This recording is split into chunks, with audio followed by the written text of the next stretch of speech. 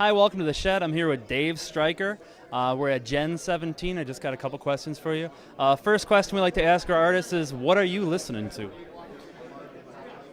What am I listening to?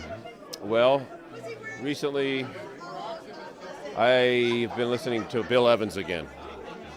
I always like to go back to Bill Evans, and his harmony and his chord voicings are always inspiring to me. And what else? It's a lot, as a musician, a lot of times, not just we end up listening to our own stuff because, like, for instance, if I just recorded a record, I have to pick takes or this kind of thing. So sometimes that takes up part of our time, listening to our own music. But when I want to listen to somebody else and get inspired, it's always good to go back to the masters. Amen. Yeah. What do you know now that you wish you would have learned when you were growing up?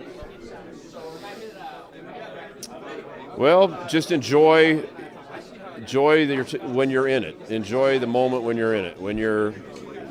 If you're in school and you're younger, take advantage of every chance you can to play with your peers, because that's really where you learn is the interaction with other musicians. And take full advantage of every opportunity to play music, whether it's any kind of gig. I was lucky enough to play all kinds of gigs growing up, from rock to funk gigs, then before I got into jazz, and if you know all styles of music, you can add that to whatever you're playing, so it's good to be well-rounded in that way. But I guess to answer your question, I would say take every advantage you can to play with other people and make gigs happen, write music, start a band. Don't wait for the phone ring. Make it happen yourself. Yeah, I'm a guitar player. You're an amazing guitar player. I have a lot of students that are guitar players. What is just one piece of advice for a beginning jazz guitar player? Listen to who you dig, but listen to the masters. That's the most thing. You have to love this music to play it. You cannot play this music and be on the periphery. You have to be, everybody that plays great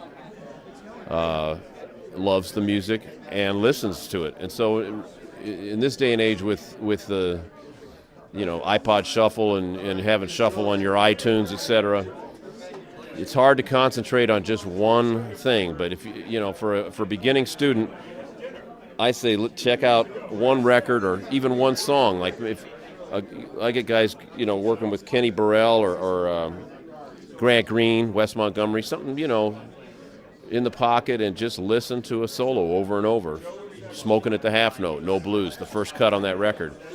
Don't get overwhelmed that it's 15 or 18 courses long. Work on one course at a time, but rather than listen to 8,000 things, take one song and just listen to it over and over till you can sing it, and then you can put it on your instrument, and that's how you're going to move up the ladder by learning from the masters and transcribing that that way. Awesome. Thank you so much. Great words from Dave Stryker. This has been Bob from the Shed, and we'll see you in the Shed.